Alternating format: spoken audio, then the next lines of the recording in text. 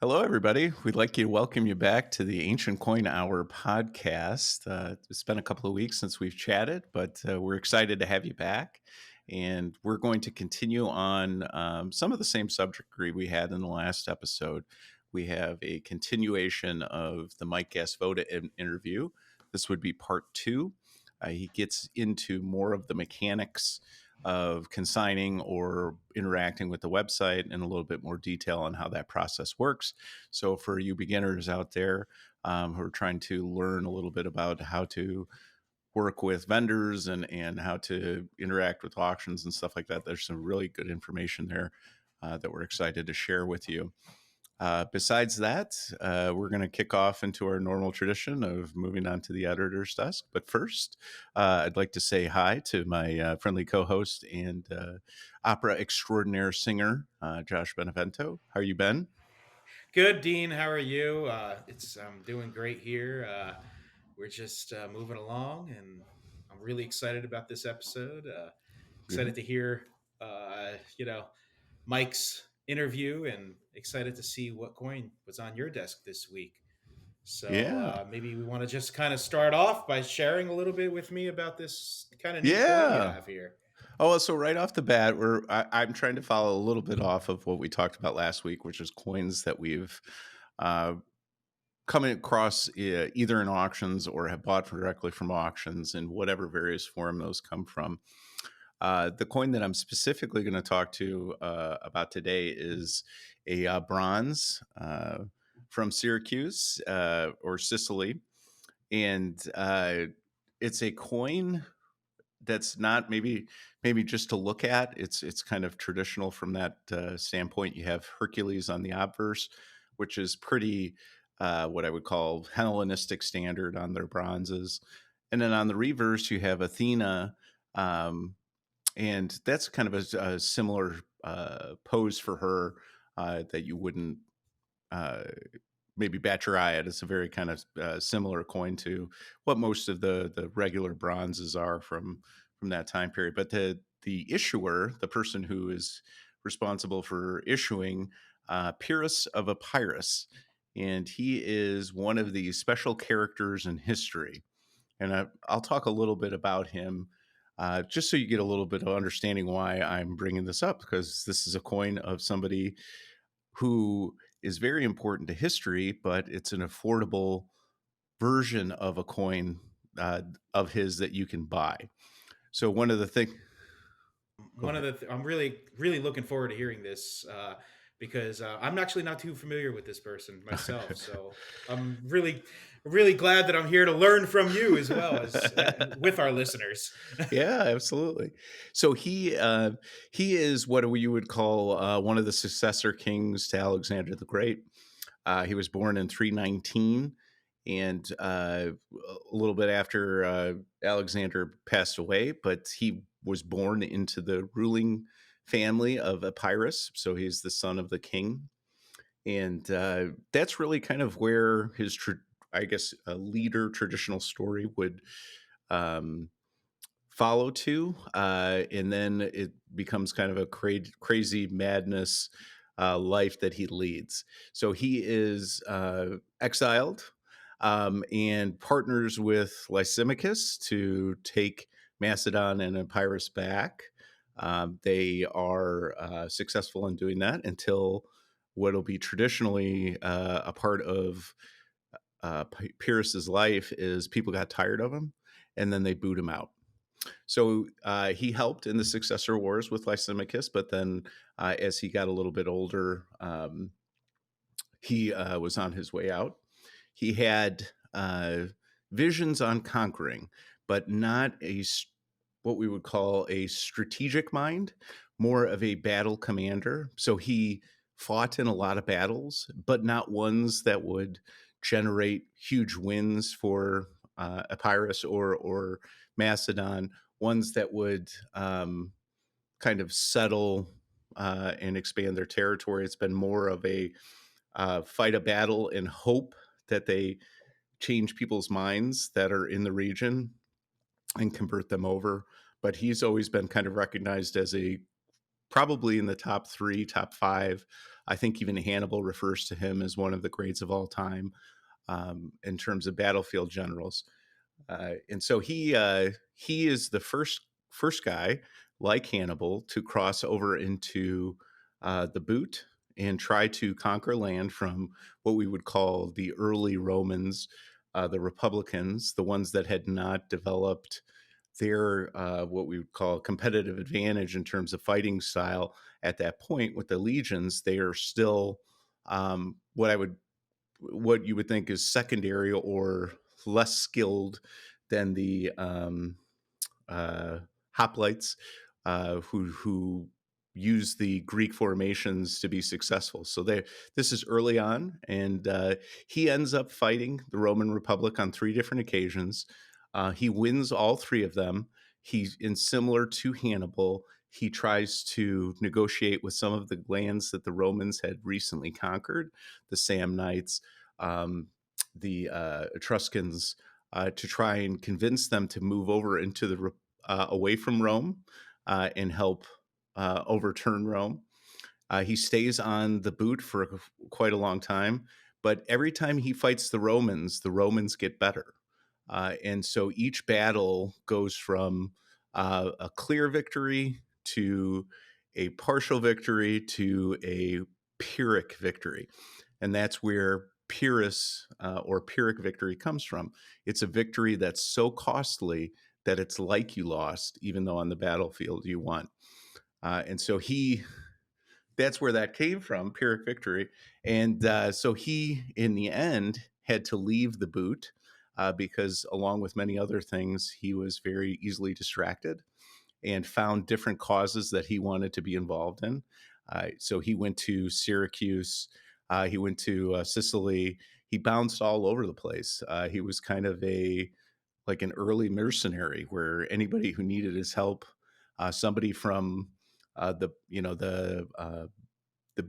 the boot tip or the boot heel would reach out to him and say, "Hey, we need help," and then he would come over there with some forces and try to get them out. So anyway, a very successful general, somebody that did fantastic things on the battlefield, but in terms of his overall strategy, kind of a mishmash of what he wanted to do and what he accomplished. I think at the end of the day, at the end of his reign, I don't think Epirus or any of the Greek substates that he was involved with actually improved themselves, other than losing a lot of manpower traveling around the Italy and some of the islands. So he's a great piece of history to learn about.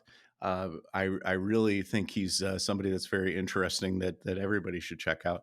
But the only way you can really connect to him is through these bronzes, because as you start to get into his other coins, his silver coins and gold, you're talking about five and maybe even six-figure coins.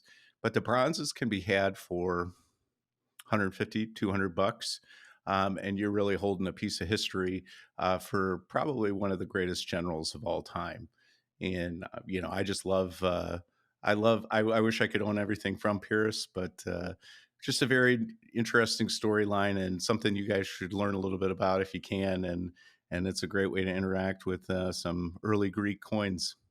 With that being said, what has traveled across your desk? Oh gosh. Okay. So this week, I wanted to dive into something a little bit different. I wanted to talk about the mesmerizing world of gorgons, and I specifically wanted to spotlight the legendary figure Medusa. So I'm hoping that this segment will help unravel some of the mythological layers behind Medusa and kind of explore some of the captivating presence that Gorgons and specifically Medusa may have had on some coins. Um, just a little background on the myth of the Medusa. Medusa is a name that echoed through the ages as one of the most famous Gorgons in all of Greek mythology. Unlike her immortal sisters, Cithano and Euryale, Medusa bore mortality, making her susceptible to the ambitions of Perseus. If you remember the myth of Perseus as well, and how Perseus kind of overtook Medusa. Um, so you picture that Perseus is on this quest, and his aim is to claim the head of the Gorgon and to confront Medusa's petrifying gaze. Without succumbing to it, he employs a brilliant strategy. He's guided by Athena. He beholds the image of Medusa on a brazen shield, shielding himself from the deadly stare that Medusa gives him. Perseus, guided by the wisdom of the goddess, successfully beheads Medusa.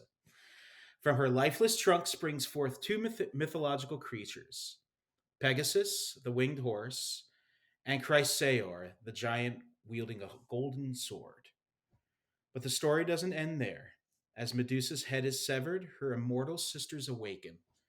Cethano and, I always pronounce this word name, Euryale, or Uriel, and the remaining Gorgons roused from their slumber and pursue Perseus. Yet Perseus remains unseen, wearing the helmet of Hades. I'm kind of reminded of uh, the old movie, The Clash of the Titans. Have you ever seen that one? Yeah, it's a Yeah. great old flick with all the claymation, Right. and I always High think tech. of yeah, all the high tech, and I always think of Perseus going into that cave and confronting Medusa in there, and she's walking around with all. But if you notice, he holds up the shield, and it's her reflection Yep. turns her into stone rather than him. Um, so that's the myth of Medusa, and so taking that myth, we can transition to the world of numismatics. Gorgons became a potent symbol on ancient coins. In Athens, the Gorgonian, representing the fearsome Gorgon's head, adorned shields, breastplates, temples, and also in the Wappenmützen Gorgian tetradrachm that was created sometime between 525 and 515. And I'm showing you a picture right here on the screen of that one right now. Just as an aside, prior to this time, the reverse designs of coins only consisted of the incus punches, like you have on all of those real early coins. But the Wappenmünzen tetradrachm here that shows the Gorgon on the front and a picture of the lion on the back was one of the first coins ever struck to have an engraved design on both the obverse and the reverse. It symbolized protection and became integral to the city's identity, embodying the power of Athena, their patron goddess. So the Gorgon myth, intertwined with Athena, transcended from written narratives to coinages. Exploring the Gorgon motif on coins, we find all different variations in the depictions. Features described in ancient texts, such as a head arching forward, licking the tongue, grinding the teeth, and glaring savagely, find resonance in coins, specifically from the city of Neapolis. So I'm going to show here this coin here. This is a coin of mine from Neapolis, and on the front here on the obverse, you have a Gorgonian head sticking its tongue out and showing its teeth. And on the reverse, you have the nymph from Neapolis with the word Neo on the side. And this is one of the coins that came from that area. By the way, Neapolis means new city in Greek. And it was founded by settlers from Thasos near the end of the 7th century BC. And so this ancient city, with its forward-facing gorgons on the coins, claimed their independence from Thasos and really left its mark on the landscape there. However, some of the features, like the gorgon's body and serpents, don't necessarily consistently appear on these coins. This discrepancy raises intriguing questions about how minters interpreted the myths and expressed the gorgon's characteristics uniquely. We read about all these different gods and goddesses and mythological events, and it's always fascinating to see um, what parts of the characters or the scenes that minters as artists decide to depict on the coins and how they do it. And this facing Gorgon is just something that was really kind of neat.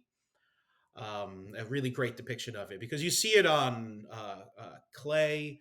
Um, You see it on pottery. You see it on buildings. I'll show you a couple pictures on the screen here of examples of that. And this gorgon is this symbol that is fearful, yet it's kind of like hopeful. It's a symbol of protection, but it's also a symbol of something I don't want to go near. Um, so that being said, though, the gorgons that I've been talking about are Greek. They do actually transition into the Roman era as well. The gorgons continue to leave their mark on some Roman coins because emperors recognize the potency associated with these mythological creatures. Specifically, the Emperor Probus, actually, on some of his Antoniniani, employed the image of a gorgon, probably Medusa herself, on a shield that he's holding on the obverse of this coin here up on the screen right now. And this served as both a proclamation of strength and a deterrent to adversaries, showcasing the enduring influence of Gorgon imagery. And there you have it, a glimpse into the captivating world of Medusa and Gorgons and ancient coins, with a little bit about the city of Neapolis.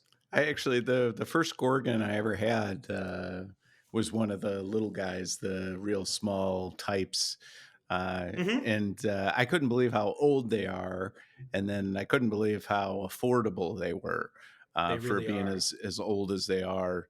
And really, I mean, if you get a nice one with good detail on it, it's really a beautiful coin. But Are you talking about the ones that have the anchor on the back with oh yeah, usually a little? yeah, Yeah, yeah, yeah. That's a really cool type. The interesting thing about those to watch out for, there was a horde of fakes that was actually released at the New York sale. wow, I don't remember the year off the top of my head. I have to look it up. huh, But it's actually known as, I think it's called the New York Horde. They really, call it, and it's a horde of fakes of these gorgons with that anchor on the back. And I'll find a link and put it sure. in the notes because I think there's, I want to say, 40 or 50 varieties Really? Wow, that's an of incredible amount. possible fakes that came out of Oof. this horde. So, and it fooled a lot of dealers at the time at the NYINC show. So that's the New York horde, as they call it. I So gotcha. you see them pop up on auction or on some of the Facebook groups. Sometimes I've seen people post one, and unfortunately, someone will comment and say, "Oh, looks like you got a New York horde." That's right. That's right. And then, but So. next week, I think you probably and both of us have some exciting stuff coming across the desk, which uh, I think we both have something to look forward to for Mhm. the next episode. But anyway, thank you so much for sharing, and I certainly learned a lot. And hopefully, you learned a little bit about Pyrrhus, who is one of my favorite historical people. So, thanks so much for listening to me on that. The next place we'll stop here is something that we think is very important to cover for ancient coin collectors, people that are getting interested in the hobby and or have a lot of experience or some experience or no experience. And one of the cornerstones of collecting ancient coins is literature. I think we've mentioned this before. Ancient coins is as much academic as it is anything else, but it's a form of history. So there's a lot of opportunity for you not just to learn about the minting process or perhaps what is referenced on a coin at one point, but to get a larger picture of what the overall message was, how it fits into the Roman Empire or the Seleucid Empire, and what at that particular time, what message that's trying to drive. What is the design elements? What do those means? So there's a lot of information. Ancient coin isn't just somebody's face and then on the reverse their name. There's a lot of interesting detail that can be easily missed, and unfortunately missed a lot of times because you don't necessarily get the full reference unless you have some of the reference guides available to you. So in this segment, I think we're going to try to at least introduce you to some of the better books that we've come across from an ancient coin perspective, and hopefully share with you some helpful hints that will help guide you in the right direction as you're learning about the hobby or re-exploring the hobby. And this is obviously an avenue that we think is just as important as anything. So, as much information as we can share with you about these, we will. I'll ask that Josh kick us off because he has one of the mainstays in ancient coin collecting, one of the most popular books, and he'll go over it with us, and we'll learn a lot, I'm sure. Yeah, yeah, absolutely. So I have here. This book series is written by a gentleman by the name of Wayne Salis, and he wrote a six volumes. 1, 2, 3, 4, 5, 6. Yeah, 6 volume book series on ancient coin collecting. And in these books, he describes what ancient coins are, the minting process, history about the coins themselves, history about the region, history about the rulers. Pretty much everything that encompasses ancient coins can be found. General information can be found in these books. The first volume that he has on ancient coin collecting covers what ancient coin collecting is, understanding the history, the politics, the mythology of things. And he goes over coins in the ancient Rome, ancient Egypt, ancient Greece, and more as just a general overview of what ancient coins are. Then he goes down in the other volumes into more specific areas. In volume 2, he covers Greek coinage. And in there, he describes different ways of collecting. Whether, with Greek coins, some people like to collect animals, coins with animal motifs on them. Some people like to collect portraits, uh, specifically maybe like the Hellenistic portraits of the Seleucids, the Ptolemies, the whoever. So that volume 2 covers everything Greek coins. And that being said, it really is just an overview. But a book series like this can spark an interest for you to dive down deeper into some other books that are more topic specific, specific areas, regions, rulers, all the way down to just specific coin types. What, Josh? Um, I don't mean to yeah, interrupt, but what would you yeah, say sure, about no, a please. what would you say about that book is I guess a good interface for beginners? I mean, is it written in a way that's easy to comprehend, or Absolutely, what is it it's about that written. that you think is a So good it's reference guide for beginner the collectors? the really nice thing about this is each chapter is really short. I mean, most of these chapters are like 3 pages long, Hmm. 4 pages long. It's written. It's not too academic in its writing, um, and at the end of every little mini chapter, he gives you a bibliography for you to dive deeper into whatever that chapter had covered, which I think is really neat because I've used these books and as a starting place and going, yeah, okay, so I'd like to know a little bit more about, oh, I don't know, let's see, I just opened it up, some Gorgons on coins. So I would just I would look and read a little bit about it here, and then look. Okay, there's he's listing looks like 8 different references to other books that cover Hmm. topics within that. So then I can go and look up these other books and see if I can either go to a library, get a copy of it, or see if any of that information is online. So it's really like I use it. I use these books occasionally as just a starting point, as a launching pad to get me deeper into the area that I want to explore and learn more about. Um, so that's in his second volume he covers the Greeks. In the third volume he covers the Romans, Roman Imperial specifically. He covers in the third volume. In the fourth volume, he covers Roman provincials, which are all the Greek city states that the Romans now had ruled. Yet they let them make their own coinage, and Roman provincial coinage is a deep, deep, deep dive Yeah, it is. into things. Yeah. Yep. Absolutely. um, There's some wonderful friends on Facebook who collect Roman provincials. One person I'm specifically thinking of who just does nothing but architectural types, Yeah. and they are absolutely fascinating Oh coins. yeah, for Coins. sure. They are really fascinating, and learning the history behind these structures, behind these scenes that the provincial coins show is pretty fascinating. Outside of Roman Imperial. Absolutely. Um, and just to finish up this book series real quick, in the fifth volume, he covers Byzantine coins, which he calls the Romanoi. And he's very specific about saying that they are the Romanoi, and this term Byzantine is something else, even though that's what we use today. Yeah, that's right. That's right. And then in the last volume, he covers, which actually I really love this last volume because in here he covers non-classical cultures.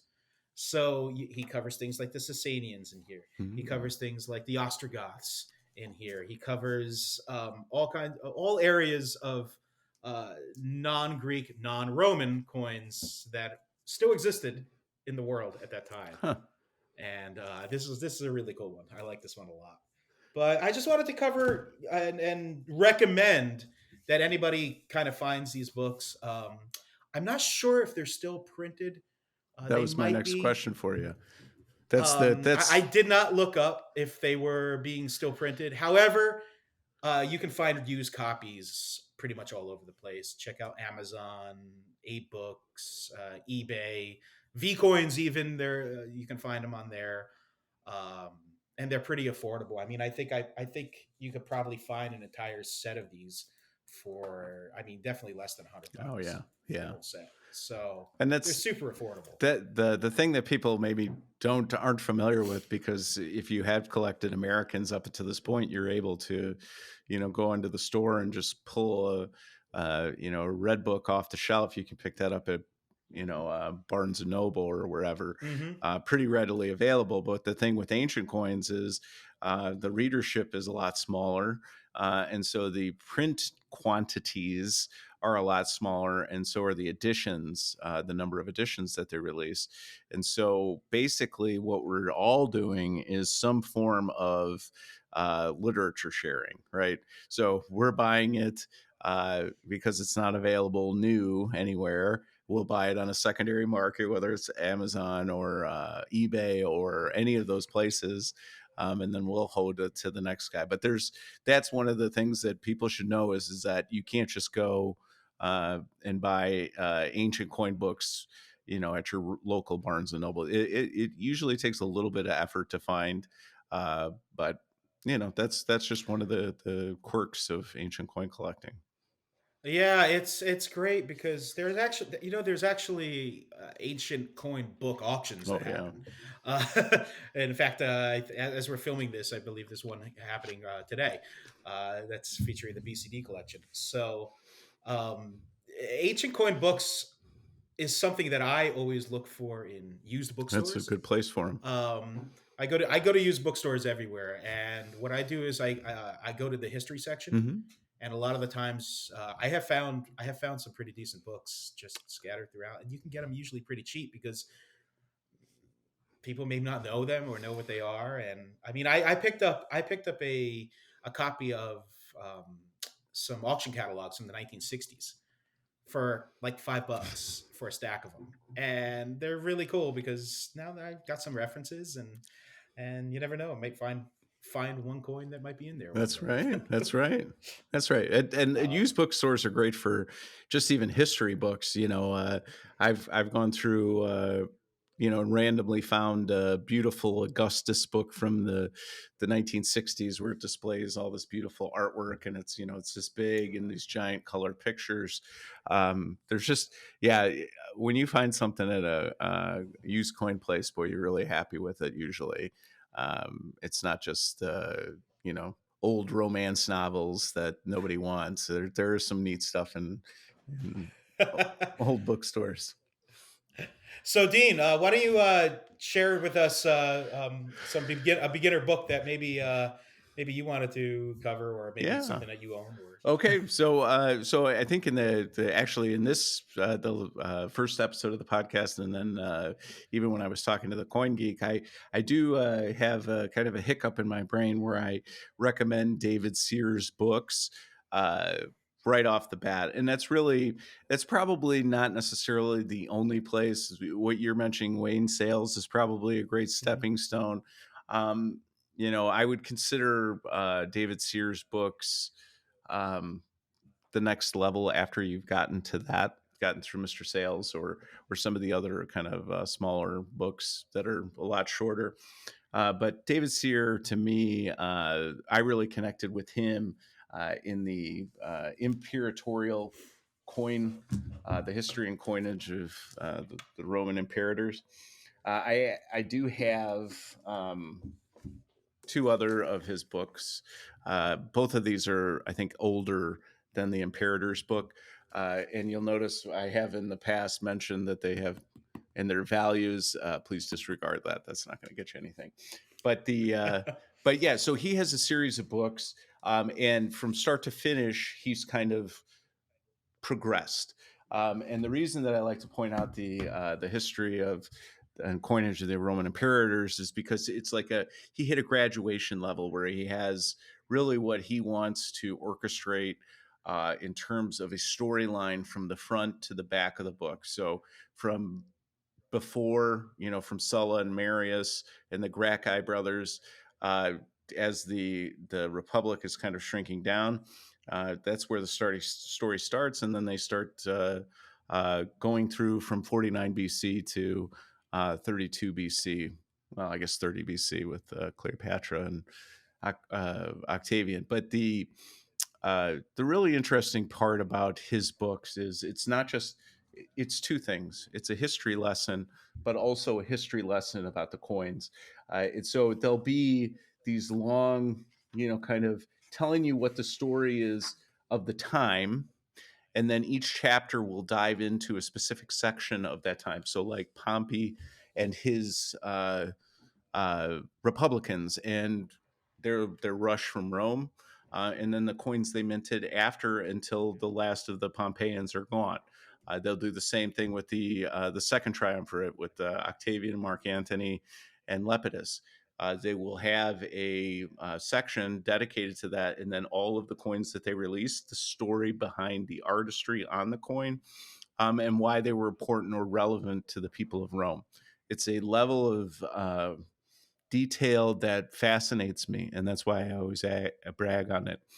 A lot of the Roman denarius coins from that time period uh, may seem kind of run of the mill, or there may be aspects of it that are traditional on the reverses of remote Roman Republican coins from 190 BC until that time period. But there's very specific detail in each one of the designs that reference either Julius Caesar or Pompey or Brutus or their family members that stood up for the Republic, or like in Brutus's case, the Brutus in his early family line that overthrew the king, uh, the last king of Rome. So there's a fantastic little story and detail to each one of these coins that's kind of the picking away of, and then finally the Mm. collapse of the republic. So you can see early on, in 49, there's coins that are very specific to the ancestry and how the republic moved, and then slowly but surely we're transitioning into an empire coin where the obverse has the emperor, and the reverse has something that signifies something important to them and not to the Roman people specifically. So it's a very interesting transition. There might be 1,000 coins from that time period of different shapes and sizes and stories. And unless you're some of the most wealthy people on the planet, you won't be able to complete that collection. But there's so many that you can afford that you can make a good dent in it. And so that's really neat. So what I did early on was I collected by chapters. So the Mark Mm. Antony chapter, and I tried to get all of the Mark Antony related coins from he first appeared in 44 BC to his end in 30 BC. The try to go out and get uh, as many coins of that chapter as I could. The other thing that we didn't mention, which is neat, and I'm sure this is common amongst all kinds of the coin collecting genres, but one of the things that people also do in regards to their literature and how they collect adjacent to it, they collect what is called plate coins. So Mm. one of the you'll see it mentioned on certain coins, plate coin. And it's really what an author used specifically in their book to display a coin. And it's the same coin that's in your book. So there are people that specifically collect plate coins, coins that were in the book, an important piece of literature for ancient coins, and they try to collect them all. So another interesting take on how to collect just out of books. Talk about a great way to have provenance. Yeah, that's right. Yeah. And usually these guys are, super, super well recognized in the industry as fantastic collectors. So to have a plate coin means they Hmm. had that for a period of time. That's kind of neat, Dean. Yeah. Wow. Yeah. Cool. So with that being said, I think we're going to transition to our part two of our Mike Gasvoda interview. He's the managing director at CNG, a ancient coin and many other coin type auction house that's based in the United States out of Pennsylvania, but has a bunch of different locations throughout the world. They're considered amongst the best in the U.S. and have a great reputation. So we think we'll share with you whatever information they can give us, and hopefully you can glean something off it and make you a better consumer. So, with that being said, we'll transition over to that interview. But is there any kind of things that the consigner should be looking for or expecting that maybe they hadn't thought of before they consigned? There's certain aspects about it that I hadn't really thought of, but maybe you can give us a little fresher on what the experience is like. How long it takes to get the that kind of stuff. Sure, and it's a good question. I would say that as a general rule, we run about 3 months in advance on cataloging for e-sales. And for print sales, it may be even a little more than that. And we'll hold Triton in New York, and we'll have a dealer come up to us at the end of the show and say to us, "I want to put this coin in Triton." So now you're looking at 12 months out, for the next year.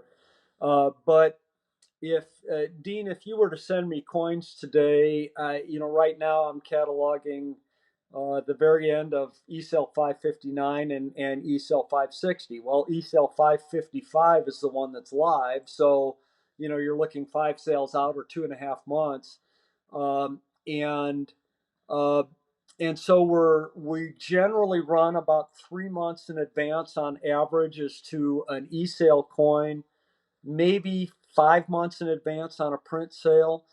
And the process is that if you send us a coin, and I'll specifically refer to me, but if I was processing a coin, there are several steps in the way that we function. And the first is to get the coin identified, get a value for it, and assign it to a sale. And we call that ticketing.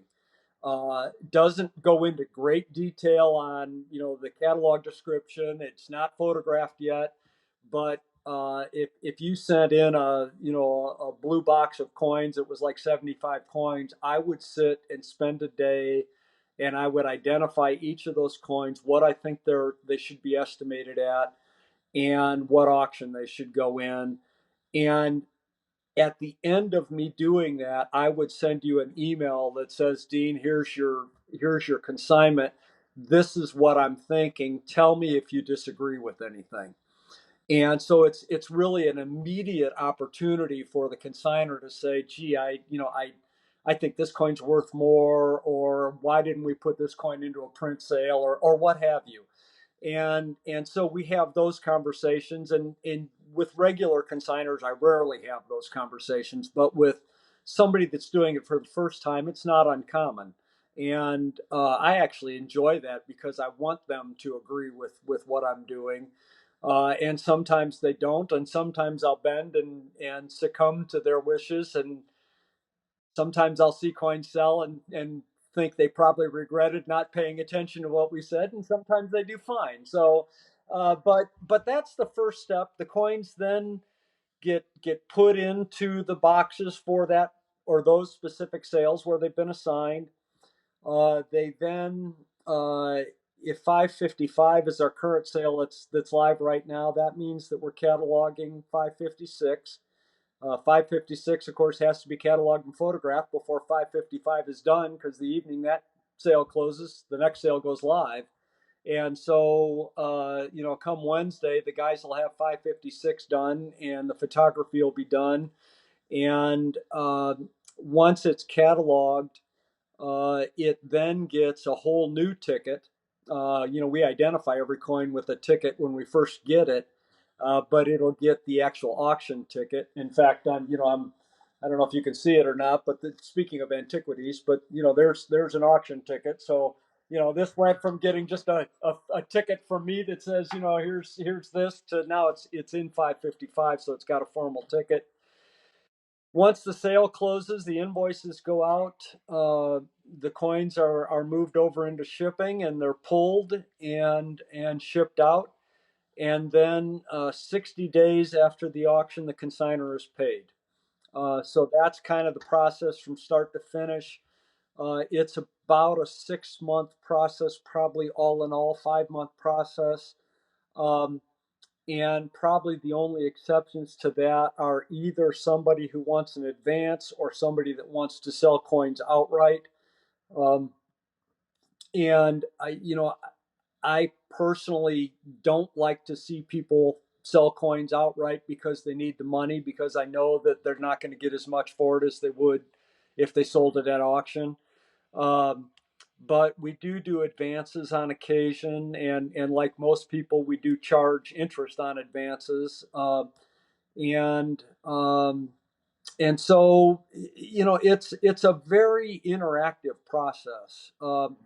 I don't ever want it to be where somebody is scared that they sent something in and now there's nothing they can do or hear about it until they get their check at the end. We don't work that way. We've got 8 or 9 people that are all involved in consignments, and sometimes we'll get things that are head scratchers, and we may get on a group email and all of us look at something together and try and figure out how best to present it or how to estimate it or what have you. And I know estimating is another topic on your list, and I know I'm not running real long on time, so if you want, I can talk to you a little bit about that. Yeah, that's interesting to us. Well, our strategy is to estimate low.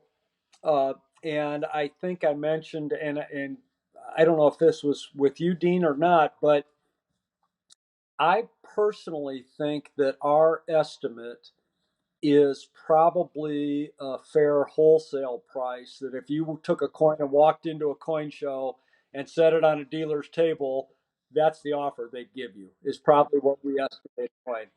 And yeah, and if you can buy a coin below estimate, it either means we estimated it too high or it means that you got a really good deal. And um, so we tend to estimate low, specifically as what you said. We want to encourage bidding. People that are comfortable with consigning with us all understand the estimate is almost always below what the coin's going to sell for. For somebody that consigns the first time and they've got a $200 coin and you put a $100 estimate on it, they can get very nervous, and understandably so. And so we talk through that process with them. But this goes back to Victor and Eric before me, and their opinion is one I agree with, and that is that if you can get a bidder engaged in a coin, they're more likely to stay with it to the hammer.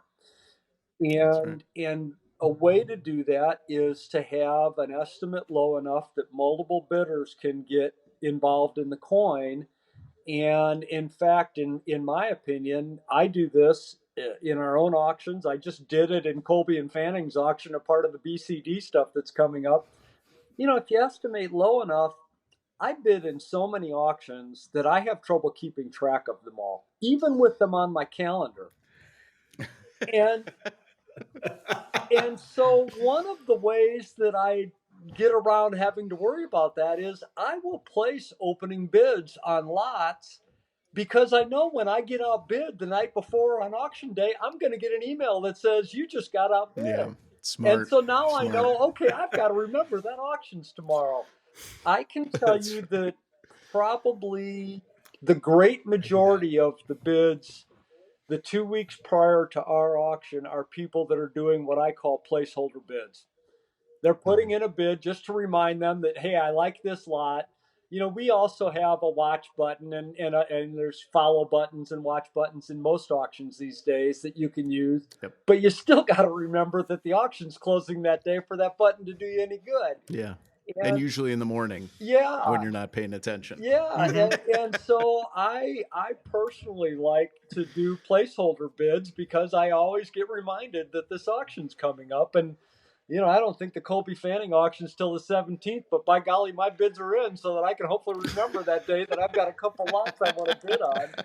Um, and so we estimate low, and as I mentioned somewhere along the way, our average hammer is somewhere around 170 to 180% of estimate. So with the Sounds right. buyer's Yeah. premium, it's around double the estimate. And that's more true of an e-sale than it is of a print sale, although lately print sales have been the same way. Um, and so if we estimate a coin, and again I'll use just the simple figure of $100, I would say on average you can expect that coin's going to hammer at about 170, 180, 190, and it's going to all in be around $200. And that's our philosophy. And the obviously the flip side of that, the extreme, is to estimate at absolutely what you think the coin is worth. And I personally think the risk to that is that uh, anybody that's like me that's a dealer uh, probably won't even place a placeholder bid on that coin because it's going to sell for more than I'm willing to pay for it to as to resell it. Um, Right. and you guys know which auction houses do things which way, but uh, I have to say, I think it would be awful stressful to go into an auction starting to close and half the lots don't have a bid on them yet. Where Oh, you're, yeah. you're hoping to get one bid. Boy, that's a tough way to live, and I just don't personally agree with that philosophy. I I will go ahead. the biggest turnoff for me for auctions is when the starting bid is around retail. Like if Yeah, there's not a place for me to get in below what I think, where I can right. work and hopefully pull off magic, I'm not even going to touch it. If it's high to start with, it's a real big turnoff for me. Yeah, and it is for me too. And I will say that the dealers who estimate high, I tend to really skim their auctions to see if there's some great rarity that I need to look at, and otherwise I don't bid. But again, I'm speaking as a dealer.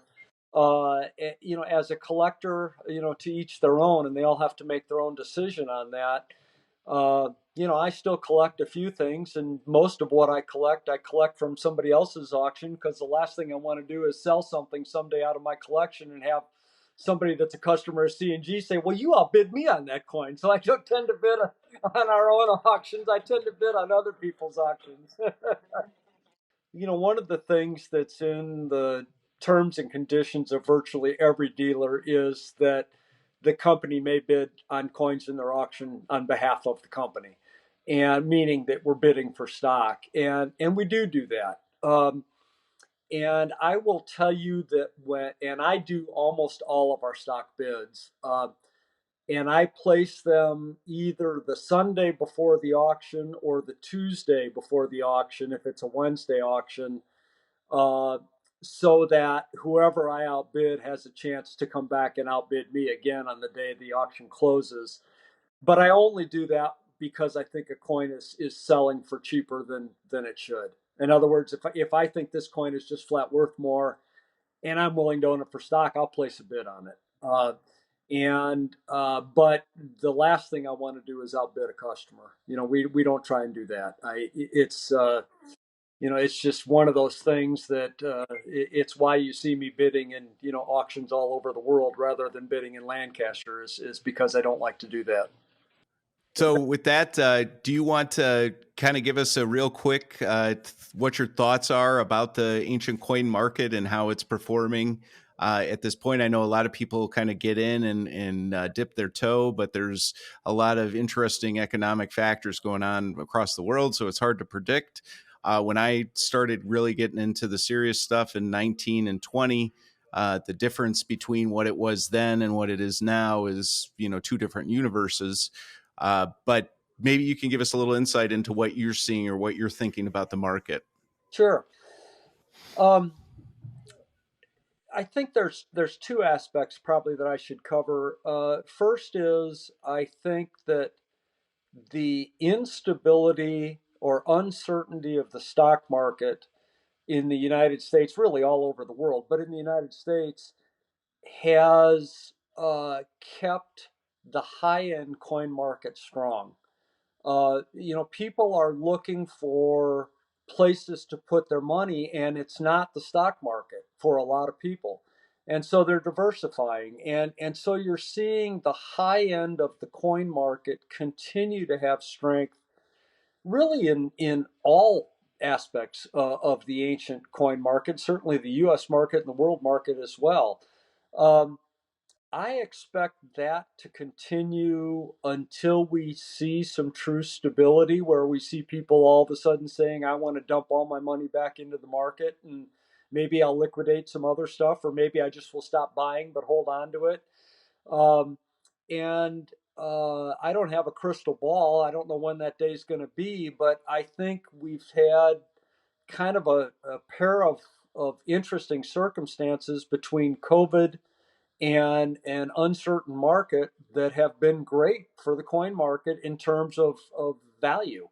The market has grown rather significantly because of both of those events. That's the high end market. The low end market, I think, is as strong as it's ever been. And a lot of people will not like me for making this statement, but I think it's because of slabbing. I think slabbed coins have brought more people into the ancient coin market than anybody could have imagined. I don't necessarily like slabs. I bust all my stuff out of slabs when I get them, and I want to hold them.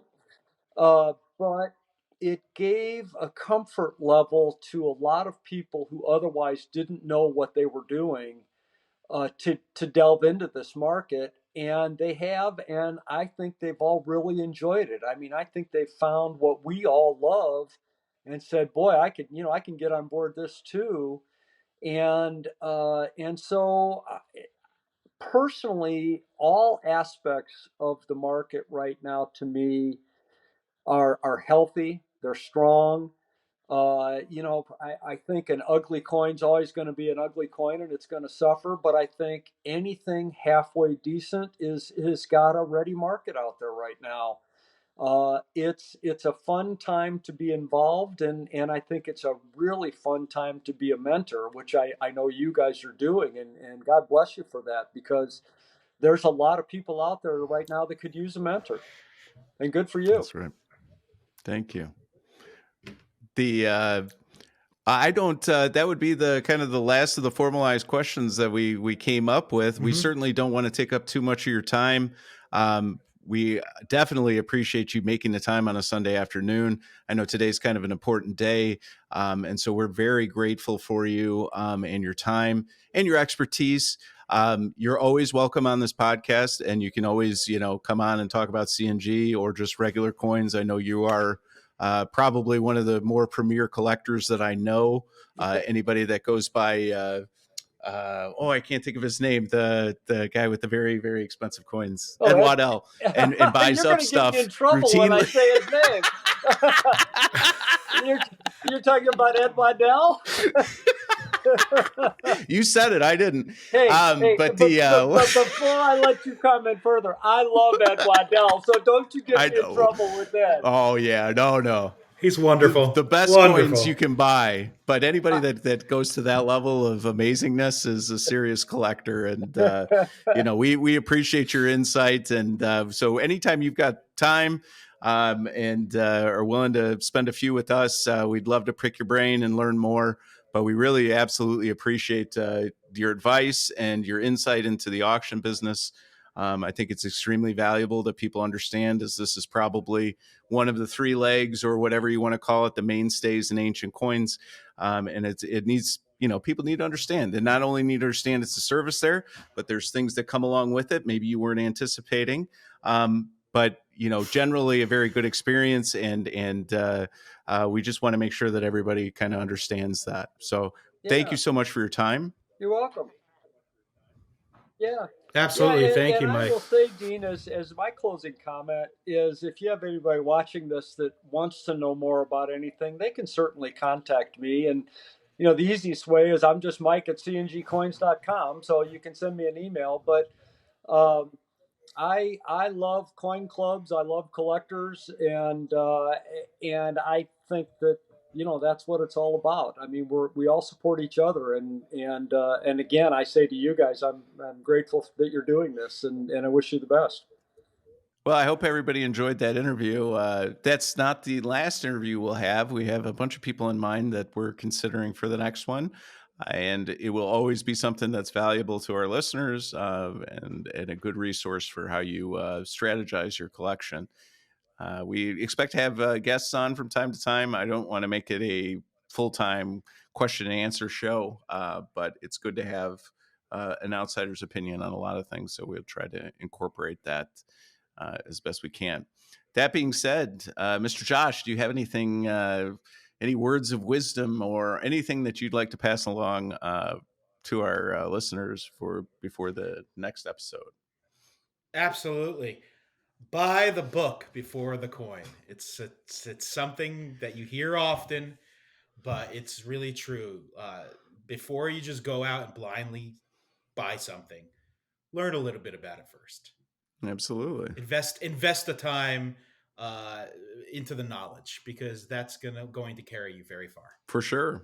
Yeah. It's always best to be an educated buyer rather than somebody that's crossing their fingers and hoping that things work out for them. Well, that's a great piece of advice, Josh. I know you're going to be doing a lot of traveling this week and going out and about, and hopefully you'll bring back some more treasures for us to look at. So we'd be excited about that. As always, a reminder to like and subscribe. And feel free to leave any comments. Certainly, we're here to help encourage the conversation. And so we're here. Don't be shy. If you have ideas for the next episode or an episode, feel free to reach out. If you want us to cover something that maybe is near and dear to your heart, we can do the research and try to present something that you will enjoy, and hopefully we'll be able to share with the rest of the group. Our next episode we'll be shooting here in the next week or so. Will be primarily focused on ancient coins. So, with that being said, thank you guys very much for listening in, and we look forward to seeing you on the next one. Thanks so much for joining. Absolutely. Thank you, guys.